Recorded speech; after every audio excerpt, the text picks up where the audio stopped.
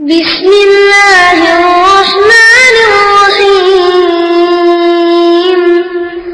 إذا جاء نصر الله والفتح وقال أيضا قال رب اشرح لي صدري ويسر لي أمري واحلل عقدة من لساني يفقهوا قولي وقول نبينا صلى الله عليه وسلم யஸிரு இலகுவாக்குங்கள் வலா துஅஸ்ஸிரு மக்களுக்கு சிரமங்களை கொடுக்காதீர்கள் வபஷிரு மக்களுக்கு நல்லவற்றை எடுத்துரையுங்கள் வலா துஃபிரு மக்களை வெறுடோடுமாறு செய்யாதீர்கள் என்கிற இறைத்தூதர் முஹம்மது நபி ஸல்லல்லாஹு அலைஹி வஸல்லம் அவர்களின் பொன்மொழியை சொன்ன வண்ணம் எனது உரையை ஆரம்பம் செய்கிறேன்.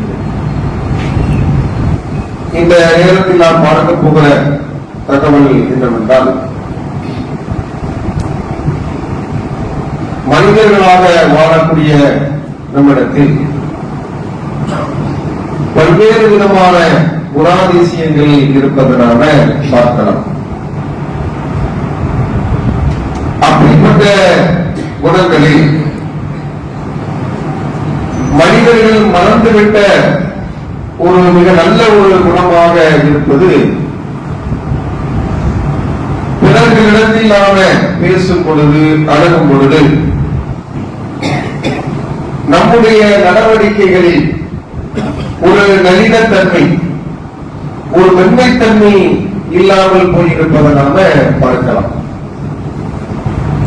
அது ஒரு தாவாதனமாக இருந்தாலும் சரி, இன்னபிற பேச்சுகளாக இருந்தாலும் சரி, நம்முடைய செயல்பாடு என்பது மிக முக்கியமான ஒரு அம்சமாக இருக்கிறது. அதை குறிப்பாக நாம பிற நபர்களோடு மென்மையாக நடந்து கொள்ளும் பொழுது, இந்த மென்மைக்கு என்ன பல மகத்துவமான நல்ல குணங்களை அல்லாஹ்வும் அல்லாஹ்வுடைய தூதர் முஹம்மது நபி ஸல்லல்லாஹு அலைஹி வஸல்லம் அவர்கள் நமக்கு சொல்லித் தருகிறார்கள். அப்படி என்ன இருக்கு அப்படின்னு நாம கேட்கலாம். மென்மை அப்படின்னு சொன்னா, நாம ஒரு பிற நபர்களோடு உறவு வைத்துக் கொள்ளும் பொழுது, பேசும் பொழுது, பார்க்கும் பொழுது, நம்முடைய பேச்சில, நம்முடைய நடவடிக்கைகள்ல ஒரு நளினத்தன்மை என்ன செய்யணும் இருக்கும். ஒரு மென்மையான குணம் நம்மிடத்துல. இதனால என்ன பெருசா ஒரு மாற்றம் வந்துட போது, இது பெரிய விஷயமா? இன்னும் சொல்வதாக இருந்தால், இந்த தன்மை இல்லாமல் இருப்பதையே பெருமிதம் கொள்ளக்கூடிய ஒரு நிலையை பார்ப்போம். நம்மளாம் ஒரு கண்ட்ரோலா நம்மளால பேச முடியாது. சில பேர் பார்த்தோம்னா நம்ம பேசணும்னாலே படப்படாம பேசிடுவோம். ஒரு எங்க எப்படி பேசுறது தெரியாது. அது ஏதோ ஒரு பெரிய ஒரு நல்ல நன்மையை பயக்கக்கூடிய ஒரு விஷயமான செய்வாங்க, பேசுவாங்க. ஆனால் உண்மையில் நாம நளினத்தன்மையோடு, மென்மையோடு நடக்கக்கூடிய சூழ்நிலையில அதற்காக இவ்வளவு நன்மைகள் நமக்கு கிடைக்கும் அப்படின்றத நாம தெரிந்து கொள்ள வேண்டிய ஒரு நிலையில இருக்கும். அல்லாஹ்வுடைய தூதர் ஸல்லல்லாஹு அலைஹி வஸல்லம் சொல்றாங்க, ஜரீர் பின் அப்துல்லா ரலியல்லாஹு அன்ஹு அறிவிக்கிறார்கள், قال رسول الله صلى الله عليه وسلم, அல்லாஹ்வின் தூதர் ஸல்லல்லாஹு அலைஹி வஸல்லம் அவர்கள் சொல்லி இருக்கிறார்கள், மன் ஹுதிபல் ரிஸ்க ஹுதிபல் கைர். யார் மென்மையை இழக்கிறார், மென்மையை குறித்த நம்முடைய பார்வை என்னவா இருக்குன்னா, அந்த தன்மை இல்லாதவர் அது பெருசாவே பெரிய அளவுக்கு உண்டான ஒரு பிரச்சனையாக கருத மாட்டார்.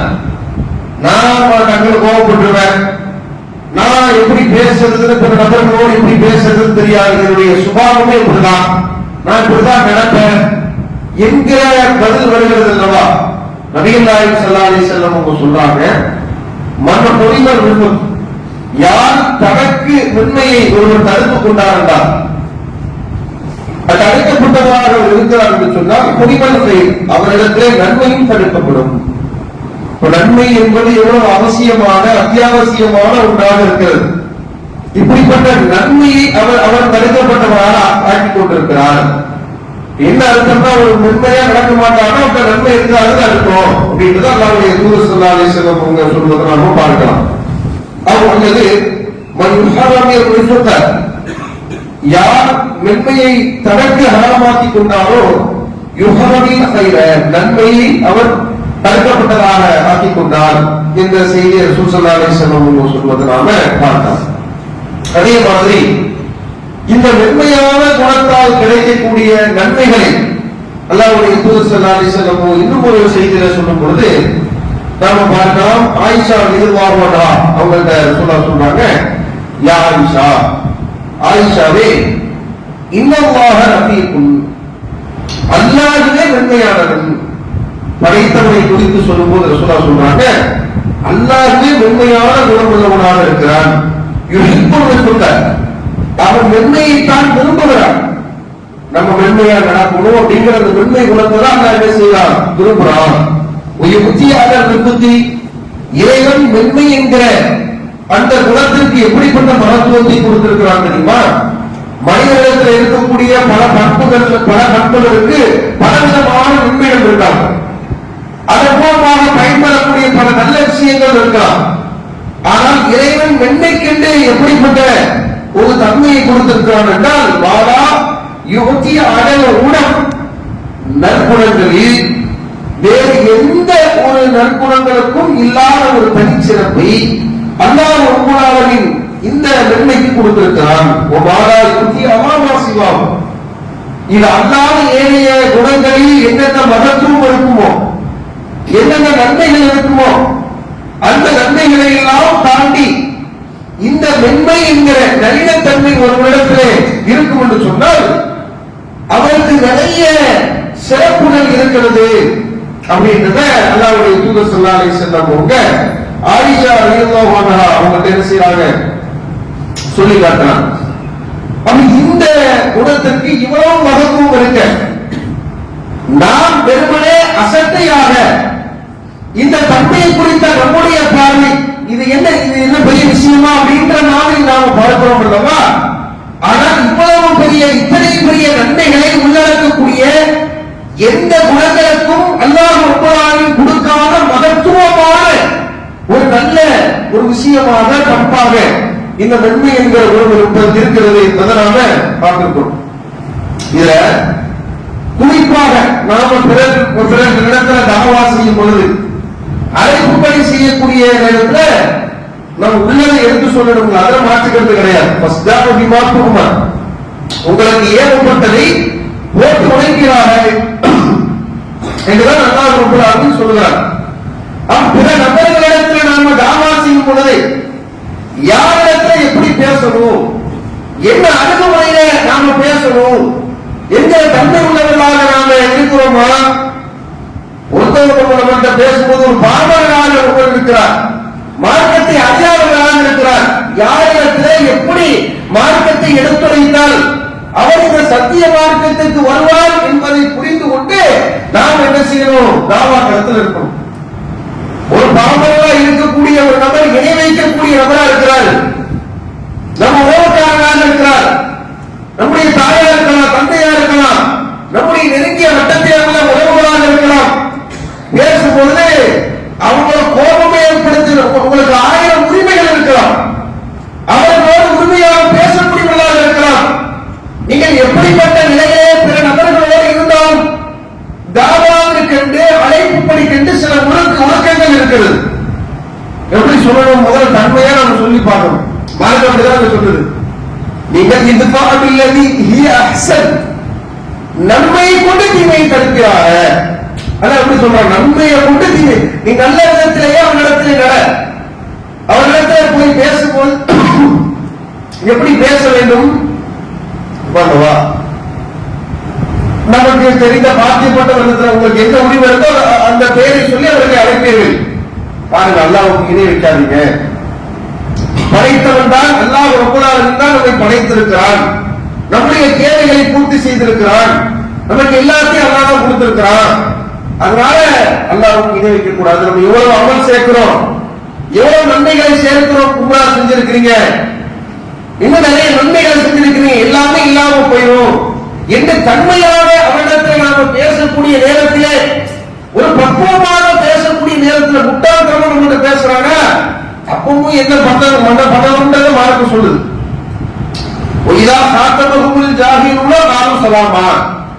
நாம இவ்வளவு அறிவுபூர்வமாக இடத்துல நாம பேசக்கூடிய நேரத்திலே, இந்த மார்க்கத்தை எடுத்துரைக்கக்கூடிய நேரத்தில் நம்மிடத்தில் முட்டாள்தனமாக நடக்கிறானா, ஸலாமு அலைக்கும் வரஹ்மத்துல்லாஹி வ பரகாத்துஹு கிளம்பி போய்கிட்டே இருக்கணும். அவ்வளவுதான்.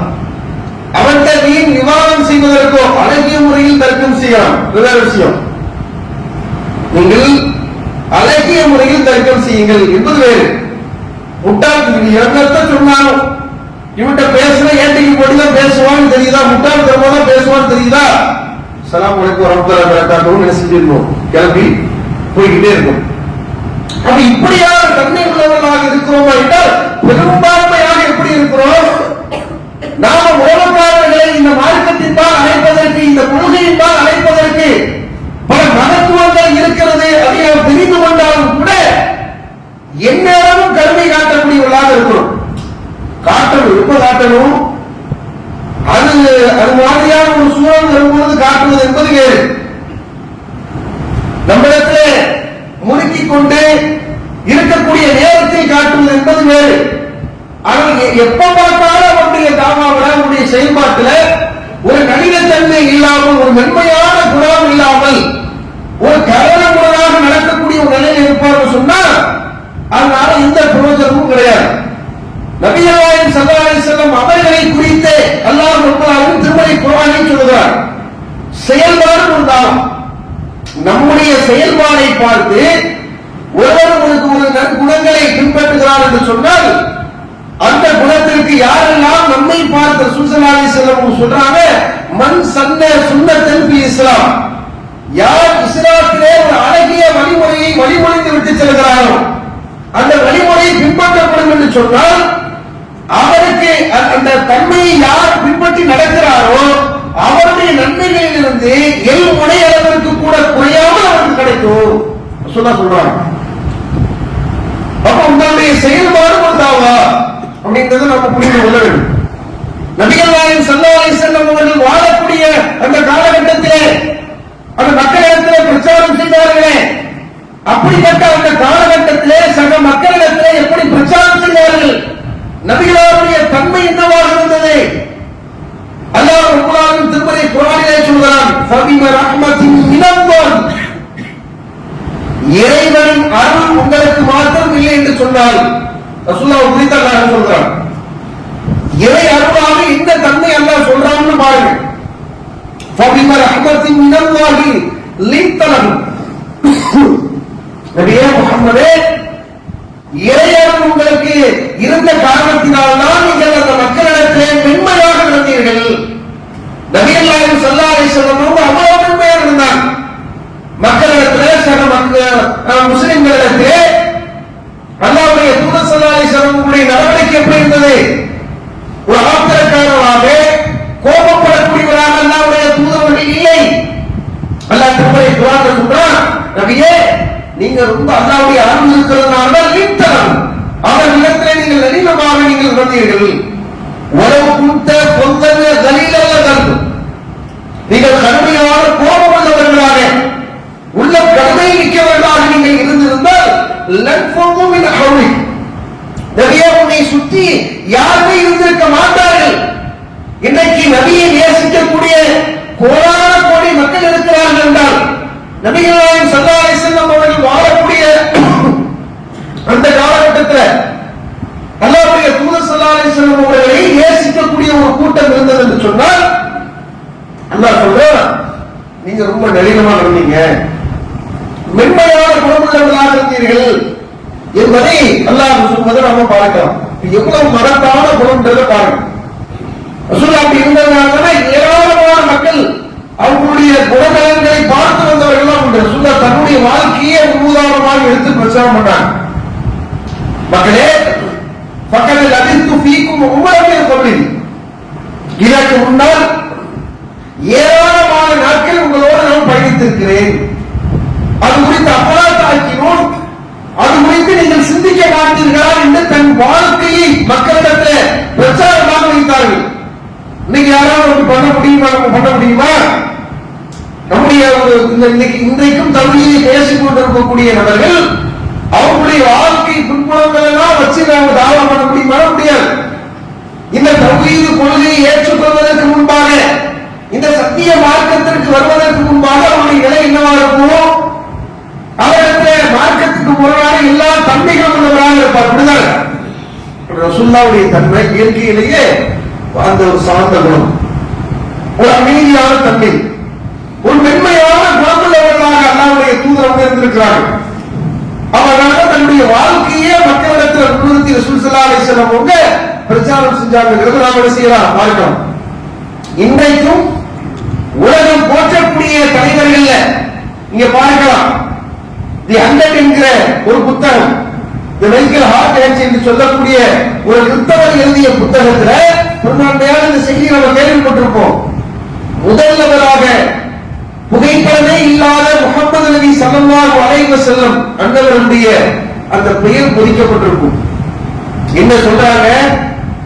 இந்த முஹம்மது அவர்களுக்கு கோட்டைகளோ கொத்தளங்களோ கிடையாது. ஆனால் கோடான கோடி மக்களுடைய உள்ளத்திலே இந்த முஹம்மது இடம் பிடித்திருக்கிறார் என்று சொல்லக்கூடிய அளவுக்கு நபிகள் நாயகம் ஸல்லல்லாஹு அலைஹி வஸல்லம் அவருடைய குணம் இருக்கிறது என்று சொன்னால் அது எவ்வளவு மகத்துவமான ஒன்று என்று நாம புரிந்து கொள்ள வேண்டும். ரசூல் ஸல்லல்லாஹு அலைஹி வஸல்லம் அவங்களுடைய வாழ்க்கையில ஒரு ஆன்மீக தலைவராக, ஒரு ஆட்சியாளராக இருக்கக்கூடிய நிலையில மக்களிடத்தில் எப்படி நடந்திருக்கிறார்கள், நீங்க நாம எப்படி நடக்கிறோம் அப்படின்றத யோசிச்சு பாருங்க. ஏராளமான செய்திகளை நாம் பார்க்கலாம். ஒரு முறை அல்லாஹ்வுடைய தூதர் ஸல்லல்லாஹு அலைஹி வஸல்லம் அவர்கள் அனஸ் பின் மாலிக் அவங்க அறிவிக்கிறாங்க, குன்து அம்சி மஅன் நபி ஸல்லல்லாஹு அலைஹி வஸல்லம் வ அலைஹி உருதுன் நஜ்ரானி. அல்லாஹ்வுடைய தூதர் ஸல்லல்லாஹு அலைஹி வஸல்லம் அவர்கள் வெளியே புறப்பட்டு செல்கிறார்கள். அவங்களுக்கு மேல நஜ்ரான் நாட்டு வகையை சார்ந்த ஒரு போர்வை, அது ரொம்ப ஒரு ரசூலுல்லாஹ்வுக்கு அன்பளிப்பாக கொடுக்கப்பட்ட ஒரு போர்வை, அதை போட்டுக்கிட்டு ரசூலுல்லாஹ் என்ன செய்யறாங்க? வெளியே போறாங்க. இதுல கவனிக்கணும், அல்லாஹ்வுடைய தூதர்கள் ஒரு ஆன்மீக தலைவரும் ஒரு ஆட்சியாளரும், ஒரு பிரதமர் வச்சுங்க, அல்லாஹ்வுடைய தூதர்கள் ரோட்ல நடந்து போறாங்க. போகக்கூடிய நேரத்துல அந்த இடத்துல ஒரு அரபி என்ன செய்யறாரு? ஒரு காட்டு அரபி வருகிறார். வந்து என்ன செய்யறாரு? வந்தவர் ரசூல் ஸல்லல்லாஹு அலைஹி வஸல்லம் அவங்க கழுத்துல கிடந்த துண்டு இருக்கு இல்லையா, அதை புடிச்சு ஜெத்மத்தின் ஷதீதா ஓங்கி அப்படி இருக்கிறார். இது மாதிரிலாம் ஒரு சூழல் இருக்குன்னு சொன்னா எப்படியான சூழலா இருக்கும்? கற்பனை பண்ணுங்க.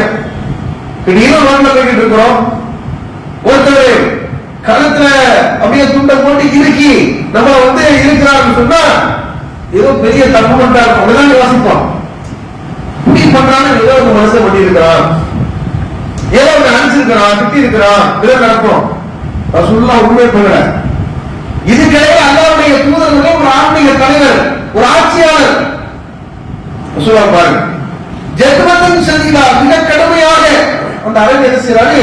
கழுத்துல இருக்கிற துண்டை பிடிச்சு இழுக்கிறார். ஹத்தா நவர்து இலா ஸஃபஹத்தி ஆத்தின் நபி ஸல்லல்லாஹு அலைஹி வஸல்லம் قد اثرت به حاشيه الرداء சித்தத்தி ஜத்மதி. அவர் பிடிச்சு இழுத்தது எந்த அளவுக்கு இழுத்திருக்கிறார்னா, ரசூலுல்லாஹ்வுடைய அந்த கழுத்து அனஸ் சொல்றாங்க, ரசூலுல்லாஹ்வுடைய அந்த கழுத்துல அப்படியே சகந்த நோய், அவர் பிடித்து இழுத்த இழுப்பு, அந்த துண்டினுடைய வலு அப்படியே ரசூலுல்லாஹ்வுடைய கழுத்துல இருந்துச்சு. இவ்வளவு தூரம் பண்ணிருக்கிறார் இல்லையா, என்ன பண்ணிருக்கிறாரு பாருங்க. அதுக்கப்புறம் அந்த அரபி சொன்னாரா, உம்ம காலத்துல அவர் சொன்னார், முர்லின் மாலிலாஹி எழுந்த முஹம்மதே, உன்னிடத்திலே உள்ள அல்லாஹ் உங்களுக்கு வழங்கி இருக்கக்கூடிய செல்வத்திலிருந்து எனக்கு கொடுக்குமாறு நீங்கள் கட்டளையிடுங்கள். என்ன காசு கேட்கிறார்? ஒரு ஆட்சியாளரிடத்துல அவருக்கு சேர வேண்டிய, அதாவது தர்மம் கேட்கிறாரு, தர்மம் கேட்கணும், வெட்டி கேட்கிறாரு, கழுத்துல பிடிச்சு இறுக்கி, மொழி மாலிலா இல்லது இந்த முகம்மதே, உன்னிடத்தில் அல்லாஹ் கொடுத்திருக்கிறானே. அவர் சொல்ற வார்த்தை தப்பு கிடையாது. ரசூல் ஸல்லல்லாஹு அலைஹி வஸல்லம் அவங்களுக்கு ஒரு ஆட்சியாளர் என்று சொன்னால் ஆட்சிக்கு கீழ் வரக்கூடிய பைத்துல் மாலுடைய பொருளாதாரம் வந்து இறைவனுடைய பொருளாதாரம் இல்லையா? கேட்கறது தப்பு இல்ல, கேட்கிற தோல் அப்படிதான் இருக்கும். அரபிகளை பொறுத்து, காட்டரபிகளை பொறுத்தளவுக்கு, கிராமவாசிகளை பொறுத்தளவுக்கு அவங்களுடைய பேச்சு என்ன செய்யும், கொஞ்சம் கடுமையா இருக்கும். அந்த பேச்சையை நம்ம புரிந்து கொண்டால் வேறு. ஆனா ரசூல் ஸல்லல்லாஹு அலைஹி வஸல்லம் அவங்கள்ட்ட இந்த மாதிரி நடக்கக்கூடிய நேரத்துல அல்லாஹ்வுடைய தூதர்கள் எந்த ஒரு ரியாக்ஷன் சொல்லப்படுறதே கிடையாது.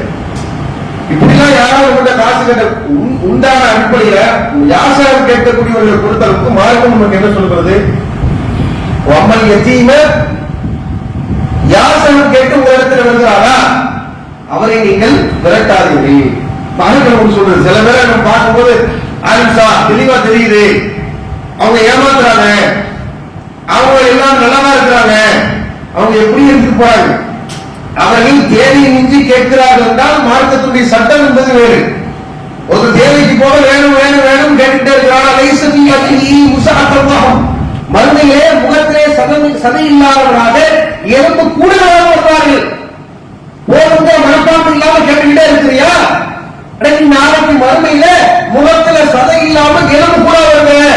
மார்க்கம் அப்படி சொல்லுது. அவர்களுக்குண்டான தண்டனை என்பது வேறு. ஆனால் உங்களிடத்திலே யாசிப்பவர்களுக்கு மார்க்கம் என்ன சொல்றது என்றால் பலாத்தன்கள் என்ன செய்யக்கூடாது, விரட்டக்கூடாது. இதுதான் கொடுக்கணும். காசு இருக்குதா எடுத்து கையில், இல்லையா அடுத்து பாருங்க.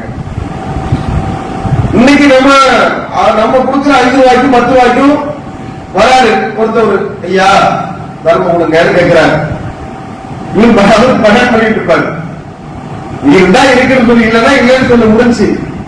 உனக்கு கண் இல்லையா, கை கால் இல்லையா, ஜனமா தானே இருக்கிற, எலும்பு மாடுதான் இருக்கிய அப்படின்னு அவனுக்கு இன்னும் வந்ததாகவும் ஆயுதம் இருக்காது. அவங்க நேரம் பிடிச்சி என்ன செய்வாரு, மார்க்கம் என்ன சொல்றது, இருக்குன்னா இருக்குன்னு சொல்லுப்பா, இல்லையா விட்டு அவ்வளவுதான். இவன் உட்கார்ந்து அவ்வளவு பேச்சு பேசுறது. இது மாதிரிலாம் கேட்கிற மாட்டு வருவாங்களா, ஒரு யாசை அம்மா தாயும் கேட்கறவங்க இந்த கண் இல்லையா, காது இல்லையா, கை இல்லையா, கால் இல்லையான்னு கேட்கறாங்க. இது மாதிரி கழுத்துல குண்டை போட்டு இறுக்கி குட்டத்தாங்க குடும்பம் நம்ம வாங்க அவங்களுக்கு கொடுக்குறோம் அப்படின்னு குடும்பம் கூடி செஞ்சிருவாங்க. முடிச்சு அவங்கள ஆளை அடிச்சு துவச்சு எடுத்து அனுப்பிடுவாங்க. ஆனா பாருங்க, அல்லாஹ்வுடைய தூதர் ஸல்லல்லாஹு அலைஹி வஸல்லம் அவர்கள் ஒரு கண் சமிக்கை காட்டினால் போதும், அனஸ் மாலிக் அவர்கள் உடனே இருக்கிறார்கள், ஒரு கண் சமிக்கையை காட்டினால் போதும், அல்லாஹ்வுடைய தூதர் அவர்கள் உத்தரவிட்டால் அந்த காட்டரவி உயிரோடு அங்கே திரும்ப முடியாது. அப்படிதானே எல்லாமே இருக்குது, ரசூலுல்லாஹ் அவர்கள் எல்லாமே இருக்குது. ஆனா ரசூல் என்ன திரும்ப பண்ணாங்க, அவருக்கு எதிராக எந்த வார்த்தையும் சொல்லவில்லை, அவரை எள்ளி நகையாடவில்லை. அனசே ஒரு புடிச்சுக்கிட்டு நேரம் கூட்டு போங்க, ஜெயில அடைங்க இப்படி சொல்லல. இன்னைக்கு நாட்டு பிரதமர்களையோ நாட்டில் சாதாரணமா ஒரு பொறுப்பு இருப்பாரு, அவரை பார்த்து எதையாச்சும் ஒண்ணு சொல்லிட்டான்னு வச்சுங்களேன், குண்டு கட்டாச்சும் உள்ள வச்சு மாவட்டத்தை கூட செஞ்சிருவாங்க, அனுப்பிடுவாங்க. ஒன்னும் குடும்பம் பிரச்சனை இருக்காது, என்ன இல்ல அதிகாரத்துக்கு ரசூலுல்லாஹ் பாருங்க, அப்படியான ஒரு அபத்தோடைய நிலை புரிஞ்சுக்கிறாங்க. ஒரு அரபியர், ஒரு கிராமவாசி, அவருடைய நிலை வந்து பாக்குறாங்க ரசூலுல்லாஹ். ஆமா அப்படிதான். சில பேருடைய பேச்சு தொழிலாம் எப்படி இருக்குன்னு தெரியும். மதுரை பகுதிகளில் உள்ளவங்களுடைய பேச்சு அவங்க சாதாரணமா பேசினாலே ஏதோ கோபக்காரங்க மாதிரி தான் செய்வாங்க, பேசுவாங்க, ஒண்ணும் இருக்காது. ஒவ்வொரு ஊர் வழக்குங்கிறது ஒண்ணு இருக்கும், அதுல கிராமத்தில் இருக்கிறவங்க ஒரு மாதிரி பேசுவாங்க. அப்புறம் சொன்னாங்க புரியுறாங்க. அவ்வளவுக்குள்ள நடக்கக்கூடிய நேரத்தில் அல்லாஹ்வுடைய தூதரவங்க என்ன செய்யறாங்க, பத்த இலைக்கு பொருளிக்க திரும்பி அவ்வளவு கழுத்துல நெருக்கி அந்த வடுவெல்லாம் இருக்குது, திரும்பி பார்த்துட சொல்ல சிரிக்கிறாங்க. எவ்வளவு ஆச்சரியமான விஷயம், சிரிப்பு வருமா பண்ணல. இப்படி யாராவது கேட்டா ஒரு கோபத்துல திரும்பி என்ன செஞ்சிருவாரு, அவரை அடிச்சு நொறுக்கி எடுத்துருவார். சொல்ல திரும்பி பாருங்க, இந்த நிலையை உங்களை யோசிச்சு பாருங்க, எவ்வளவு மகத்துவமான தலைவர். நபியே உங்களுடைய நிலையை நாம் மேலோங்க செய்து விட்டோம், உங்களுடைய கண்ணியத்தை நாம் மேலோங்க செய்து விட்டோம் என்று அல்லாஹ் சொல்கிறாரே. அல்லாஹ்வின் தூதருடைய தன்மையை பாருங்கள். தன் கருத்தை நினைத்து தன்னிடத்திலே பொருளாதாரத்தை கேட்ட ஒரு யாசிக்கக்கூடிய நபரிடத்தில் ரசூலுல்லாஹ்வுடைய முகபாவனை என்னவாக இருந்தது, ஒருவர் எங்க சொல்றாங்க இல்லப்பா அப்படின்னு சிரிக்கிறான். சிரிச்சு முடிச்சுட்டு பிறகு சும்மா அமர கூடிய ஆத்தா பிறகு என்ன செய்யறாங்க, கொடுத்து விடுங்கப்பா அப்படி அவர் கருத்து முடிச்சவருக்கு உண்டான காசு கிடைச்சாச்சு. இது மாதிரிலாம் நடக்குமா? அப்ப அல்லாஹ்வுடைய தூதர் ஸல்லல்லாஹு அலைஹி வஸல்லம் அவர்கள் எப்படிப்பட்ட குணநலம் உள்ளவர்களாக, உண்மையில் ஆத்திரப்படக்கூடிய கோபப்படக்கூடிய இடம் யோசிச்சு பாருங்க. இன்னைக்கு சாதாரண மென்மையா நடக்கிற நேரத்திலே நம்மளால மென்மையா நடக்க மாட்டார். அந்த நேரத்தில் ஆத்திரப்பட்டுவார், கோபப்பட்டுவாரா? உண்மையில் கோபப்படக்கூடிய, உண்மையில் ஆத்திரத்தை வெளிப்படுத்தக்கூடிய அந்த நேரத்திலே நபிகளாருடைய முகபாவனை என்னவாக இருந்தது என்றால் ஒரே ஒரு சிரிப்பை தவிர வேற ஒன்றும் இல்லை. இதை விட சில சம்பவத்தை பார்க்கும்போது நம்ம பார்க்கலாம். ஆயிஷா ரலியல்லாஹு அன்ஹா அவங்க அறிவிக்கக்கூடிய செய்தி, அல்லாஹ்வுடைய தூதர் ஸல்லல்லாஹு அலைஹி வஸல்லம் உடைய காலகட்டத்தில் சுமாமா பின் உஃபால் என்கிற ஒருவர் இஸ்லாத்தை ஏற்றுக்கொண்டார்கள். அவங்க வேறு இஸ்லாமியர்களை வேவு பார்ப்பதற்காக ஒரு போர்க்கால சூழலை என்ன செய்யறாங்க, ஊருக்குள்ள வராங்க. இவர் போர் கைதியாக பள்ளிவாசலில் கொண்டு வந்து கட்டப்படுகிறார். போர் கைதி, போர் கைதியாக சுமாமா அவர்களை அல்லாஹ்வுடைய தூதர் ஸல்லல்லாஹு அலைஹி வஸல்லம் அவர்களுக்கு முன்பாக கொண்டு வந்து பள்ளிவாசலுடைய தூண்கள் ஒரு தூண்ல கட்டுறாங்க. கட்டி முடிச்சதுக்கு அப்புறம் ரசூலுல்லாஹ் வராங்க. ஒரு ஆட்சியாளர் இல்லையா, நேரம் வந்து சுமாமாவுக்கு அருகாமையில அல்லாஹ்வுடைய தூதர் அமர்கிறார். கைதி பக்கத்துல போய் உட்கார்றாங்க. ரசூலுல்லாஹ் உட்கார்ந்து கேட்கிறாங்க, மா இந்த கையா சுமாமா, என்னப்பா சுமாமா உனக்கு என்னதான் பிரச்சனை கேட்கிறாங்க. முதல்ல கேட்பான், ஒரு கைதியை போய் விசாரிப்பாங்களா? அதாவது இஸ்லாமியர்களை வேவு பார்ப்பதற்காக அவங்களுடைய நிலை என்ன அப்படிங்கறதை எதிரிகளிடத்தில் சொல்வதற்காக வந்தவர்கள் ஒரு சிறை கைதி. அவருக்கு இப்படி உட்கார்ந்து எந்த ஆட்சியாளராக பேசுவார்களா? பேச மாட்டாங்க.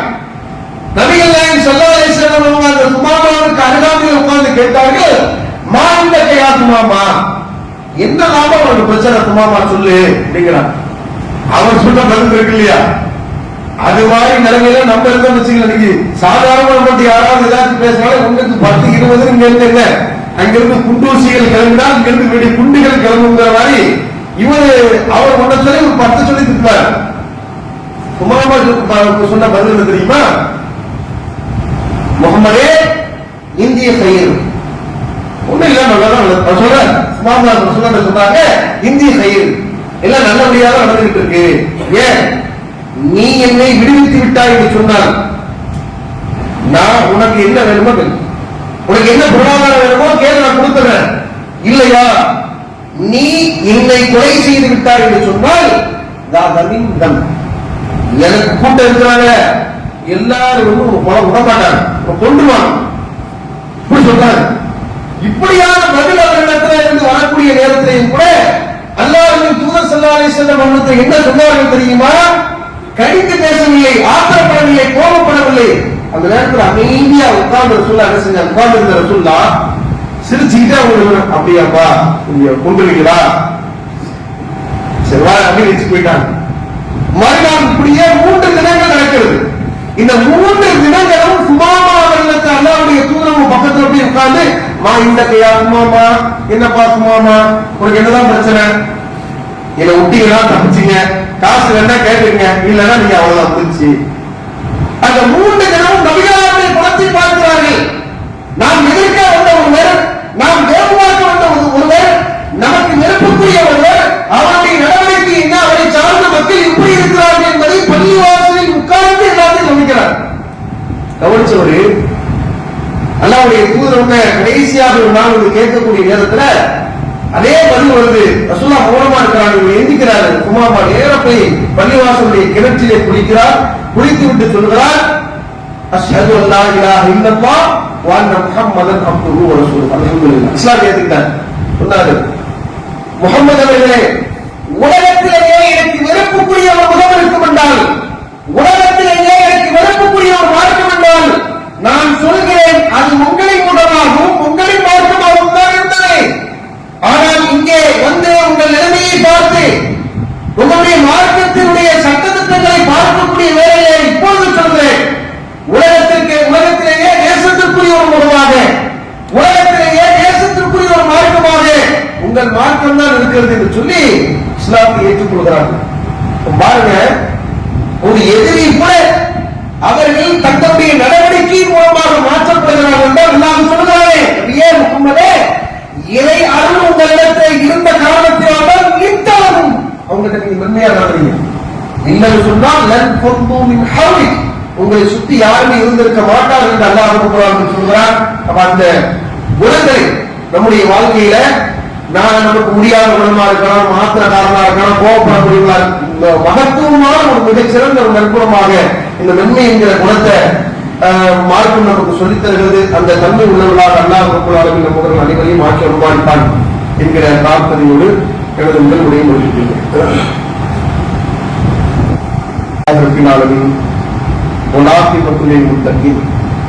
والصلاة والسلام على محمد صلى الله عليه وسلم وعلى آله وصحبه أجمعين. எல்லாம் அல்லாஹ்வின் நல்லடியார்களே, ஒரு சில தகவலை சொல்லிக் கொண்டு முடித்துக் கொள்கிறோம். ரமலான் மாதம் நம்மை விட்டு கடந்திருக்கிறது. சில பேருடைய வாட்ஸ்அப் ஸ்டேட்டஸ் பெருநாள் நேரத்தில் நீங்க பாத்தீங்கன்னா அது பயங்கரமான விஷயம். ரமலானே இனி பிரிந்து எப்படி நான் வாழப் போகிறேன் என்று தெரியவில்லை, இனி எப்படி பள்ளிவாசலுக்கு எப்படி நான் வரப்போகிறேன் என்று தெரியவில்லை, ஒரு காலை யாரும் கட்டுப்பட்ட மாதிரி இல்லை, இனி எப்படி தராது தொழுகை எப்படி, அதாவது இரவு தொழுகை தராது கிடையாது, இரவு தொழுகை எப்படி தொழுவேன் என்று தெரியவில்லை, ஏதோ ஒன்றை இழந்தது கொண்டு யாராவது இவரை பிடிச்சி கட்டி வச்சு இவரை குழுக்குள்ள இறக்கி போகவே கூடாது, பள்ளிவாசல போட்டு சேர்த்து கொண்டு வரல அப்படின்னு சொன்ன மாதிரி இல்லை. அப்படி வாழ யார் சொன்னா பள்ளிவாசல் திறந்தா இருக்குது, இரவு தொழுகை எதிர்த்து சொல்லலாமா இல்லையா? சொல்ல இறைநம்பிக்கை அல்லாஹ் ரப்பல் ஆலமீன் திருமறை குர்ஆன்ல இறைநம்பிக்கையாளர்களின் குணமாக உகில் அஸ்ஹாரிஹும் யஸ்தக்ஃபிரு, சகல் நேரங்களில் இருந்து பாவமீட்சியை கேட்பார்கள் என்று சொல்கிறார். இரவிலே குறைவாக தூங்குவார்கள், தொழுவார்கள் என்று சொல்கிறார். அப்ப இந்த குணங்கள் எல்லாம் புதுசா உள்ள தன்மை கிடையாது. தாராளமா இந்த நேரம் வந்து பள்ளிவாசல தொழலாம், இரவு தொழுகையில் ஈடுபடலாம், குர்ஆன் எடுத்து வரலாம். அப்படியா? குர்ஆன் யாருமே எடுக்க கூடாது, ஒரு ரமலான் உள்ள பூட்டி புதைச்சு உள்ள தூக்கி மேல தூக்கி வச்சிருந்தோம் ஏதாவது இருக்குதா? இது மாதிரியான விஷயங்களை பார்க்கும்போது ரமலானுக்கு உண்டான சிறப்பும் மகத்துவம் இருக்குதா? மாற்றுக்கிறது கிடையாது. ஒரு ஏதோ ஒரு பெருசா ஒரு ரொம்ப மிஸ் பண்ற மாதிரி அவங்களை கூப்பிட்டு அடிச்சிடும். வாங்க குர்ஆன் கையில் நிக்குதா அது கேட்கணும், ஓத முடியுதா, ரொம்ப என்ன செய்யலாம், வருஷம் ஃபுல்லா குர்ஆன் ஓதலாம், வருஷம் ஃபுல்லா 21 தொழலாம், என்னனாலும் நன்மைகளை செய்யலாம் அப்படின்றத நாம சொல்ல வேண்டிய ஒரு நிலை இருக்கு. என்ன சொன்னா ஒரு பரிபூர்ணமான உள்ளம் என்பது அல்லாஹ்வுடைய தூதர் ஸல்லல்லாஹு அலைஹி வஸல்லம் சொல்றாங்க, ஒரு தக்வீன் நபி, அவர் உல தூய்மையோடு அல்லாஹ்வை பயப்படக்கூடியவராக இருப்பார். உல தூய்மை என்பது ரமலான்ல ஒரு மாதிரியும் ரமலான்ல ஒரு அல்லாஹ்வும் ரமலானுக்கு அப்புறம் ஒரு அல்லாஹ்வும் கிடையாது. ரமலான் என்பது ஒரு பயிற்சி பட்டறை, அதுல பயிற்சி எடுத்த நாம வந்து இறையச்சத்துல அந்த அந்த அந்த பயிற்சி என்பது காலம் முழுவதுமாக நமக்கு இருக்கணும். அதை புரிந்து கொண்டு ரமலான்ல எவ்வளவு சுறுசுறுப்பாக அமல்களில் ஈடுபாடோடு இருந்தோமோ அது மாதிரி நிலைகளில் இருந்து நன்மை பெறக்கூடிய இன்பத்தால் அல்லாஹ் நம்மளுக்கு அனைவரையும் ஆட்சி அனுபவிப்பான் என்கிற பிரார்த்தனையோடு எனது உரையை முடித்துக் கொள்கிறேன். வாகன அல்ஹம்துலில்லாஹி ரப்பில் ஆலமீன்.